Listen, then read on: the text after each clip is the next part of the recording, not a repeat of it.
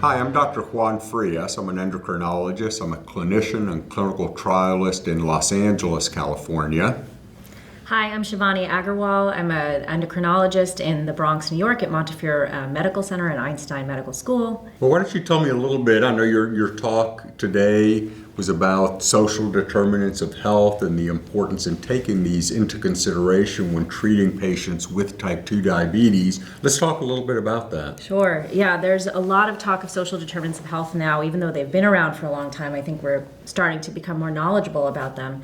So things that are intimate to our lives, food, housing, social networks, being able to pay for medications, that is all part of how we can take care of our diabetes. And when our patients can't do any of those things, obviously their blood sugars can suffer. But it's not obvious in the medical encounter unless asked. And so it's really important to think about whether a patient is coming in and has not been able to meet glycemic goals or can't really follow the lifestyle recommendations that we know are really important in diabetes, that we ask about these issues. Yeah, I mean, it's one thing to write a prescription and give it to someone, but you really do have to make sure that they can actually fill it and afford it and will be able to stay on it, absolutely. And it's something that I have to consider quite a bit. I've been practicing in a low income area of Los Angeles. This is an issue that we have to address.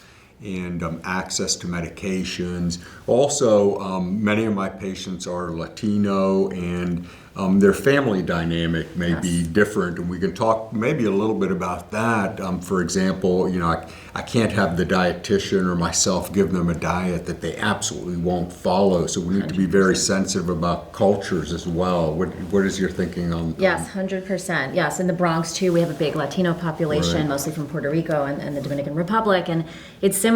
We can't recommend certain things that a family won't eat, they won't like, and so there's so many ways to be able to personalize our diabetes care, but we have to get to know our patients and talk to them.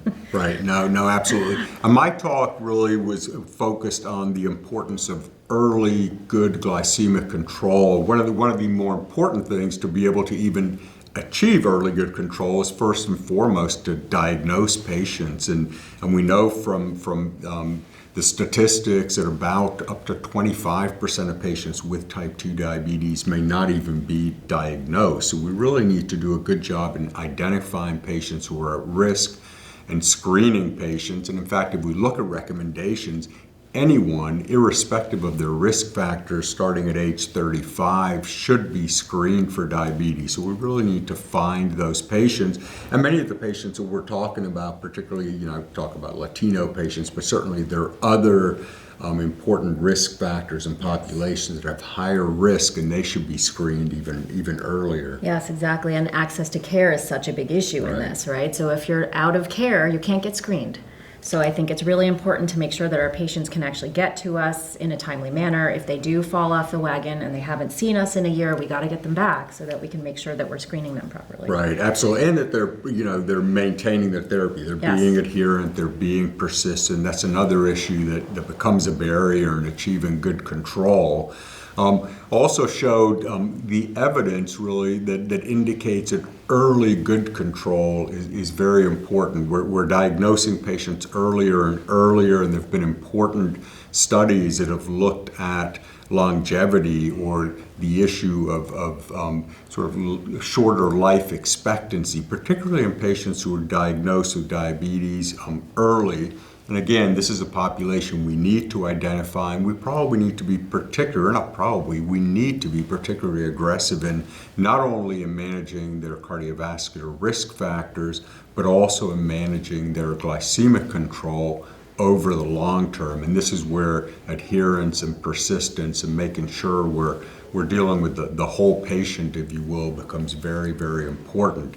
Any other highlights you can discuss about your talk and the importance of social determinants of health specifically? Yeah, I mean, something else that I was going to tie back to what you were just talking about, and something I will talk about in my talk, is about implicit bias. So we as physicians really we are in a place of power and privilege, and we have to make sure that there are not these inadvertent biases that we are creating for our patients. So things like prescribing differences that we are actually perpetuating, right? We want to get all of those patients with early diagnosis of diabetes on those meds, starting from the beginning so their metabolic memory can really kick in, right?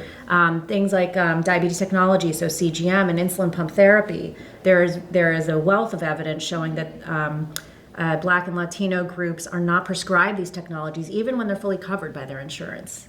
And so we're inadvertently maybe creating all of these, disparities long-term in outcomes. So we really have to be cognizant of it. We have to be honest and make sure that we're providing information access to our patients on all the advanced therapeutics now out there for diabetes, which there are many, as well as make sure we can support those patients in adopting them. Yeah, and I think it's really important to reflect on those biases. There are implicit, oftentimes just in the background, very important clearly for the management of type 2 diabetes and also for the management of overweight and obesity as well, that sort of have with it many implicit biases.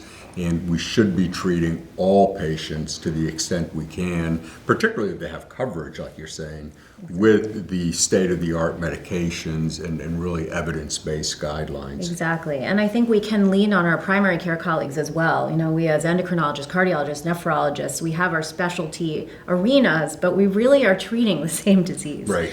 Primary care has done this for a while. They have social work resources that we in our specialties might not have. So we really have to partner and make sure that we're taking care of the whole person and not just, our little slice of that. So. Yeah, and at the end of the day, if we look at the treatment guidelines and our overarching treatment goals is really to prevent complications, to enhance quality of life. And I think that brings in another factor, which really are shared decision making and making sure that whatever we are prescribing, that it fits into the life of the patient that's actually going to be taking the medication. Yes, totally agree. So the takeaway of my talk really are severalfold. One, we need to identify patients with type 2 diabetes as early as possible, so we need to do proper screening.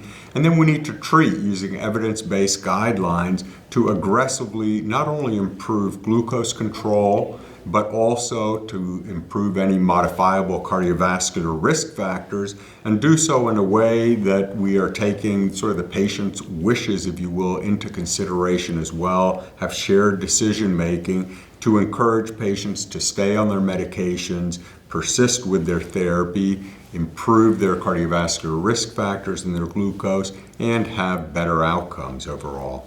So the takeaway of my lecture will be that social determinants of health are part of everyone's life, whatever disease they have, and that it's really important as clinicians to be thinking about how those factors will impact a person's ability to take their medications, afford their medications, live in a place that's safe, be able to adhere to lifestyle recommendations that we give them, and that things like transportation to get to medical appointments, underinsurance, these are real things that patients may not talk about themselves, but you have to ask as a clinician. So we're very happy to be able to present this information here in Boston at CMHC, and thank you very much for your attention.